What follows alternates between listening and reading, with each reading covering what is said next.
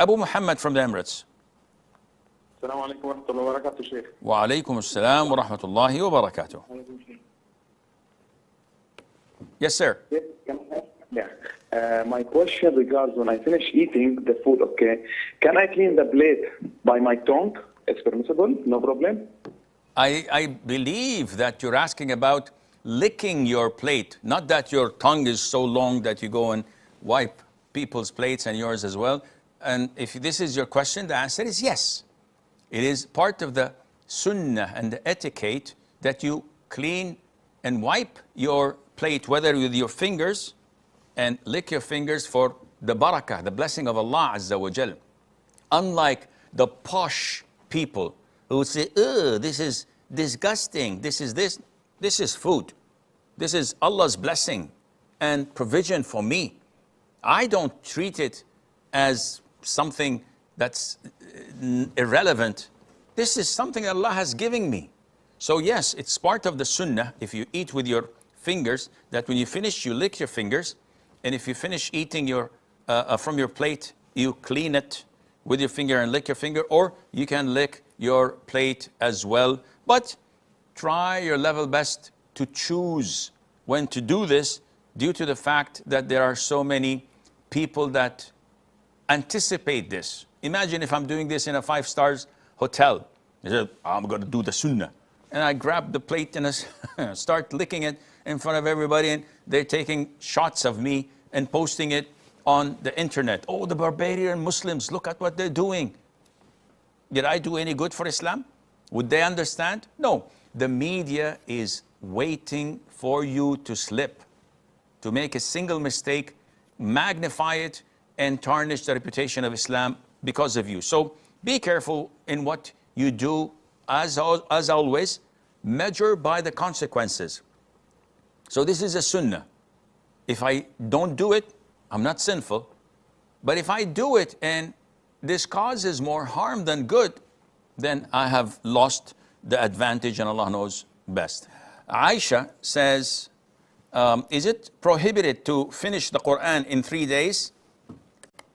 If you look at the hadiths, we have a minimal requirement that is highly recommended, and that is to finish the Qur'an once every month, as per the hadith of Abdullah ibn Amr ibn al-As. May Allah be pleased with him and with his father.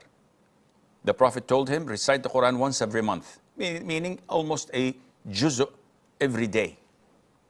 And when he asked for more, the Prophet ﷺ told him to recite it in 7 days.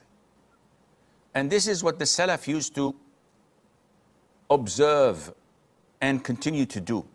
They used to finish it from cover to cover every 7 days. What about if someone is more energetic to do it in less? The Prophet said, alayhi salatu wasalam, in another hadith, do not recite the Qur'an in less than 3 days. So the best is 7 days.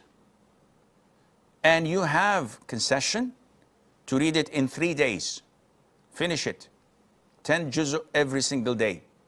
But no less than that.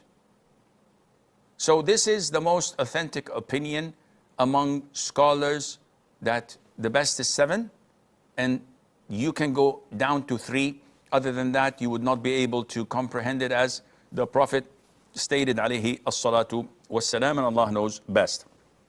There's a short istikhara dua, which says, Allahumma khtarli wa khirli, or khirli wa khtarli, for making quick decisions in Sunan al-Tirmidhi. Is this authentic? I believe it is, or I believe in this because it has a good meaning.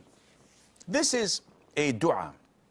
And such du'as, if you want to do them regularly without believing that this is a confirmed sunnah, there's no problem in that.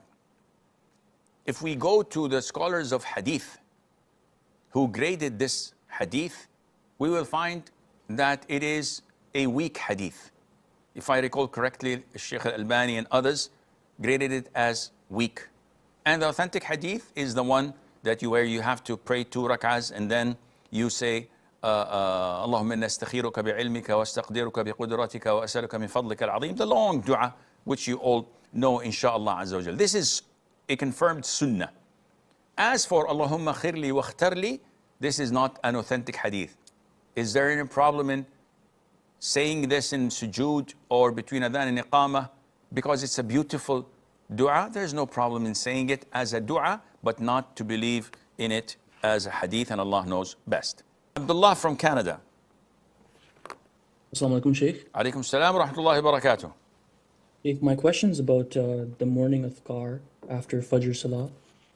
If I pray Fajr Salah and I forget to do the morning adhkar, or because of time constraints, I don't do the morning adhkar, is it permissible for me to do the morning adhkar later in the day, like after sunrise, or maybe even closer to Zuhr time?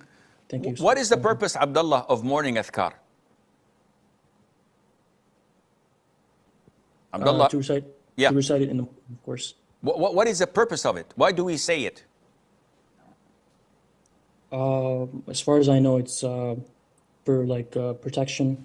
Excellent. This is what I wanted to hear. So, to answer your question, if you want to get protection from morning time till evening time, you have to say it, let's say 6 o'clock a.m.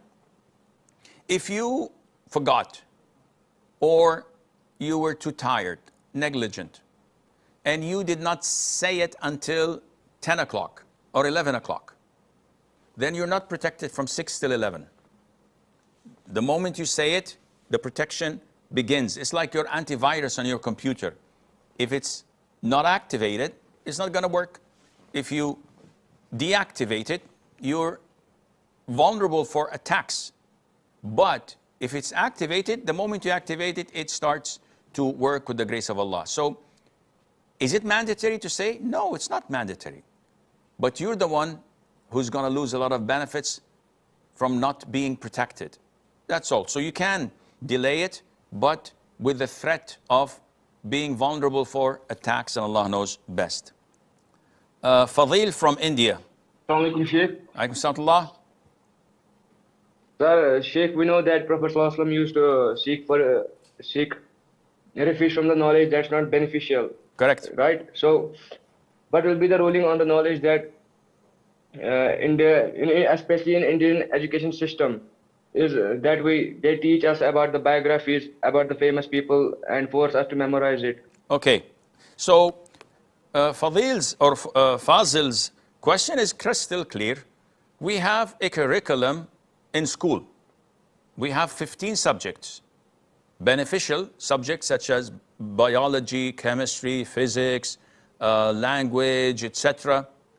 But we have 1 or 2 subjects that we're forced to study, otherwise we'll not be able to graduate, that speaks about the Hindus or Sikh or things that have no benefit, none whatsoever for us Muslims.